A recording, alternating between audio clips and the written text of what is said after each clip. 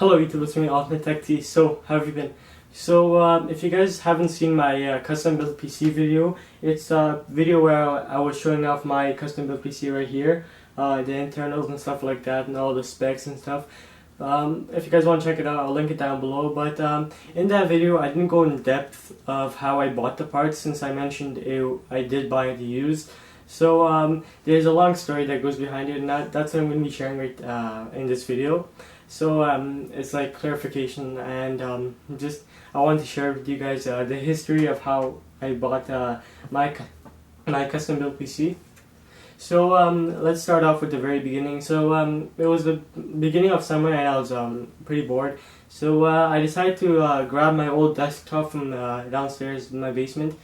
Since it was sitting there, I've been using my laptop ever since I got my laptop. It was like 2 years I've been using it.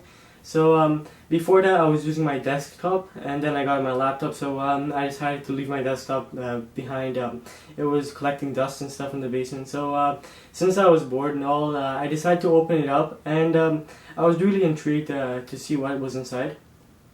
So yeah, I opened it up, and there was a lot of old parts, a lot of dust and stuff like that.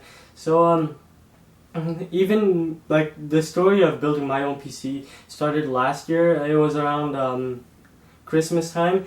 I was like, I'm planning on building a PC next year, the following year at the same time. But then I still always had that plan in mind of building the PC, my computer, around Christmas or like December during the holidays. I was like planning on building it then, but then since I was bored and all, I decided to open up my PC, have a look in it, and then I'm like, why not buy a new motherboard, since that's all you need really to upgrade, since I was a very noob. So I decided to buy a new motherboard, and that's when I bought my F1A55MLE. So in my old PC, there was a really old motherboard. I don't know the specs and names and stuff like that, and also the CPU was really old and stuff. So I decided to buy a new motherboard, since I thought it would be a good upgrade and stuff.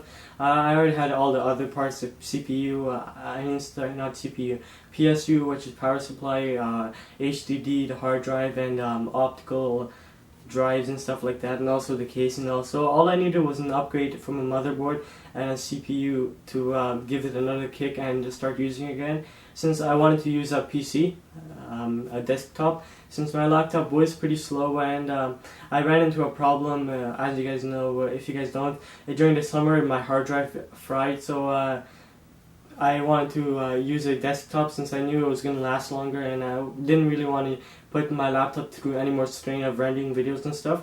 So yeah, I decided to buy a new motherboard. So I bought this motherboard. It was used, but it came in a set of 3. So it was a motherboard, A4. It was 3400 CPU. It was an AMD A4 300 CPU, and also 8 gigabytes of RAM. So the RAMs weren't the same. It was a Kingston and then a Corsair Vengeance RAM. I know, like, it's not ideal to buy 2 different brands of RAM, but it still worked in the end, and my computer reads it as 8 gigabytes. So yeah, I bought the motherboard, and that's where it all started. So I bought the motherboard and all 3 of them for $80, and that's where it started, and where I got the idea to buy more parts and upgrade my computer even further. So I wanted to build a gaming desktop during the Christmas break, but since I had a motherboard, I'm like, why not just spend another $100 more and buy a GPU? So I was looking for a GPU, and then I found a good deal, a very good deal. I wasn't looking to spend $100, but like less than $100, but still, I found a GTX 670.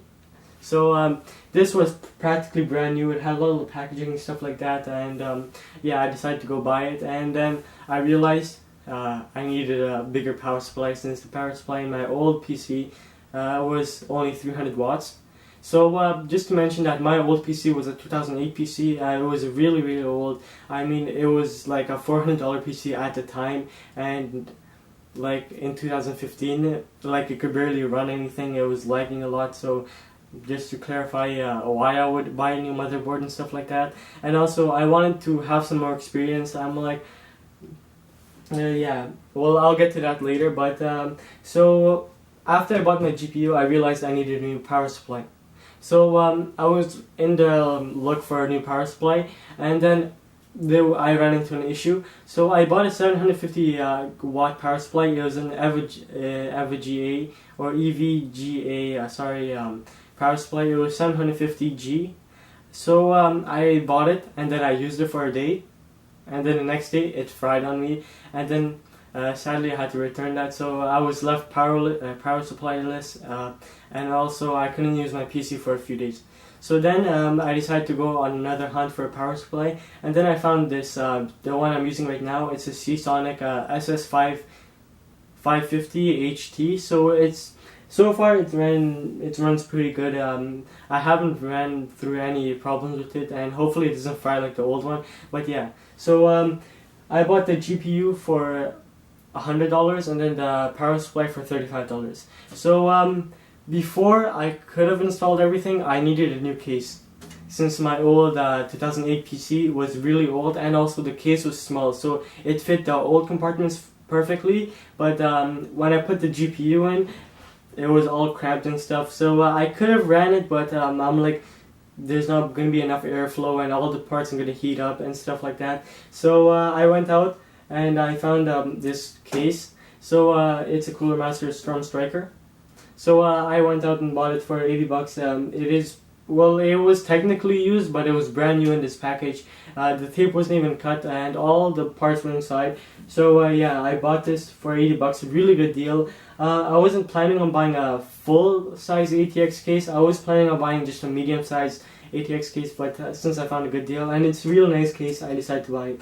So that's pretty much my PC in a whole. I did use the HDD, the hard drive, for my old PC, since I didn't need a new one. It was 500 gigabytes, it was sufficient for now. And also this optical drive, I'm using it for my old PC, but I've been running through a lot of problems. I'll probably buy a new one soon, and pretty much that's all the parts that there is. Yeah, I was using it for a few days and stuff like that, but then I ran into a lot of bottleneck with my CPU, and games would obviously stutter and stuff like that. Also, applications would be slow, since my old A4 that came with the motherboard was only dual core, and it was clocked at 2.7 gigahertz. So then I did some research, and I found out that you can't buy any CPU for your motherboard. It has to be compatible. Yeah, I know I'm a newbie at computers, but yeah, I did learn a lot during the summer. So I was looking into compatible CPUs that I could get, and I went to a site that was like all the compatible CPUs for the chip. I don't know the chip. It says somewhere here. It's FM1 socket chipset and stuff like that. So yeah, I went out and looked for a CPU I could get, and I found a really good deal on the best CPU pretty much you could get for this motherboard, and it wasn't a good CPU in my opinion, but it's sufficient for me right now. I do plan on upgrading, but it's a AMD Athlon Athlon II X4 651K, so it is unlocked. I did do a little overclock, but since I'm using a stock cooler, I only overclocked it by about 0.1 gigahertz. So I plan on overclocking it when I get a new cooler.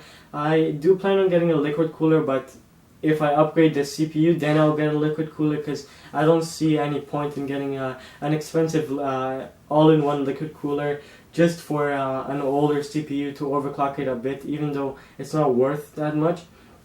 So yeah, so pretty much if you guys want to see the spec list, I'll link it down below, the old video, and also I'll put the specs down below, and I'll go through a rundown of the price. So pretty much the motherboard cost me $80. I had the parts, the hard drive and the optical disc, and yeah, those are the parts that I had. Then I had to buy a GPU, which cost me $100. The case cost me $80. So right now we're at $260. The power supply cost me $35. And then the new CPU cost me another $60. So that brings it up to $355. So that was my price for this CPU. I mean this computer. And then once I got it all built and stuff, I was planning on selling it. So I'm still planning on selling it, but I just can't let it go. That was actually my initial thought of building the PC. I was like, I was gonna get experience, and then if I built a strong enough PC, I could have sold it for maybe more than what I bought it for. Because I know people buy pre-built PCs, pre-built gaming PCs, but yeah, I was planning on selling it, and that was actually the initial thought of the upgrading parts and building parts and buying parts for this. So yeah, this I was planning on selling it, and I still do plan on selling it, but I just can't part away with it. I might sell the motherboard and CPU for a new Intel based chipset, Intel based board, maybe an i7 if I have the budget shortly.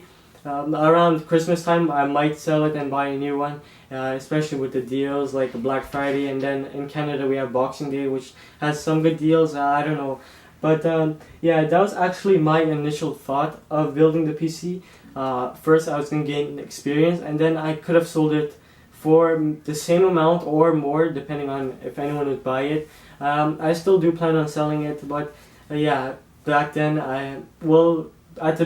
when I first started building it, I was like, I'm going to sell it now and then wait until Christmas time and then use that money that I sold it for to buy a new one. But then I realized it's not really worth it to sell it right now. Maybe just a motherboard, but currently the GPU's doing fine. I have run some games on it. I'm getting around 40 to 50 FPS at high settings on most AAA games such as Watch Dogs and Shadow of Mordor and more games, but yeah, I will be doing benchmarks and stuff like that once I get a lot more games, and once I get Fire Strike to benchmark this PC. But overall, that is the story of how I got my PC. So a quick rundown.